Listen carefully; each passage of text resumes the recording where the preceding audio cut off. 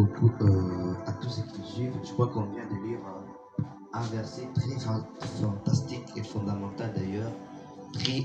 Un bon verset qui nous a clairement parlé de la vraie histoire du serviteur de Dieu Samuel. Le grand thème que nous avons intitulé Appelé pour servir. Appelé pour servir. Lorsque nous regardons dans la Bible l'histoire de Samuel, comment Samuel a commencé à servir, cela nous rappelle que tout ce qui s'est passé dans l'histoire de sa maman Anne jusqu'à Samuel, c'était les plans de Dieu et c'était par la volonté de Dieu. C'est pourquoi la stérilité de Anne, qui est la mère de Samuel, n'était pas un scandale ou bien une occasion de chute. Mais la stérilité d'Anne était un appel de Dieu sur Samuel. Parce que en réalité, Dieu a toujours dessiné chaque personne avant que la personne en question soit même dans le ventre de sa mère. Yes. Parce que la Bible dit, Jérémie témoin dit, que avant que je sois dans le ventre de ma mère, l'Éternel Dieu des armées m'avait déjà élu.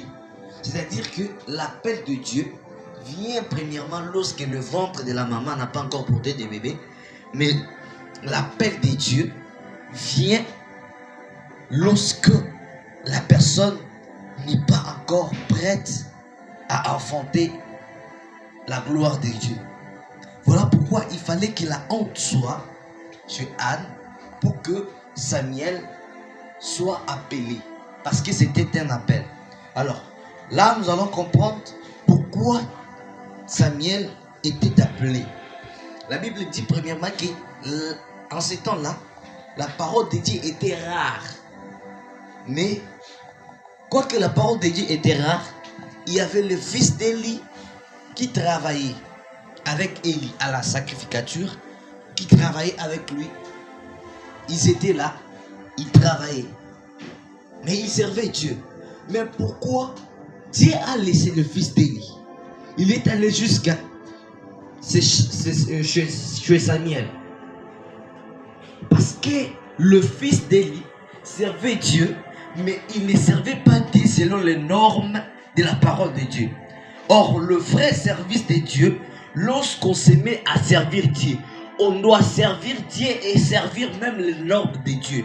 On doit servir Dieu et servir même des principes de Dieu. On doit servir Dieu et servir même ce que Dieu veut à ce que nous fassions. Voilà pourquoi, en ces temps-là, Dieu n'avait plus besoin des enfants d'Élie parce qu'ils étaient en train de faire ce qui leur semblait bon. Pas ce qui semblait bon à l'Éternel, mais ce qui leur semblait bon. Pourquoi? Parce qu'ils voyaient que si nous faisons ça, notre papa ne va pas nous condamner. Nous sommes libres à tout faire.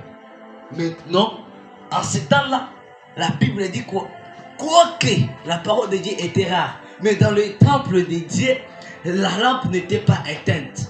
Ça veut dire qu'un homme appelé pour la mission, peu qu'importe des situations, coûte que coûte, même si tu souffres, même si c'est comment, même s'il y a beaucoup de personnes, même si tu n'as pas le temps de t'exprimer pour que ta grâce se manifeste au milieu des autres.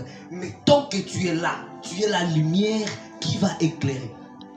Parce que il était sûr que Samuel était là. Mais Samuel n'était pas connu. C'était le fils d'Élie qui était connu. Et en ces temps-là, la parole de Dieu était rare. Mais la chose la plus importante, c'est que la lampe de l'Éternel n'était pas encore éteinte. Je vais dire quelque chose à ceux qui me suivent. C'est que lorsque on est appelé, peu qu'importe le prix à payer, peu qu'importe ce que les hommes peuvent dire, nous devons savoir que la lampe de Dieu reste toujours allumée, même si les hommes nous intercalent à faire quelque chose. C'est pourquoi les hommes appelés pour servir, ils ont toujours été intercalés, interrompus. S'il veut parler comme ça, non, toi tais-toi. Mais je vais te dire une chose. Tu peux te taire, ta bouche peut te taire, mais la lampe de Dieu ne s'éteindra jamais en toi. Tant que l'appel brille en toi, tu as la grâce et tu vas parler.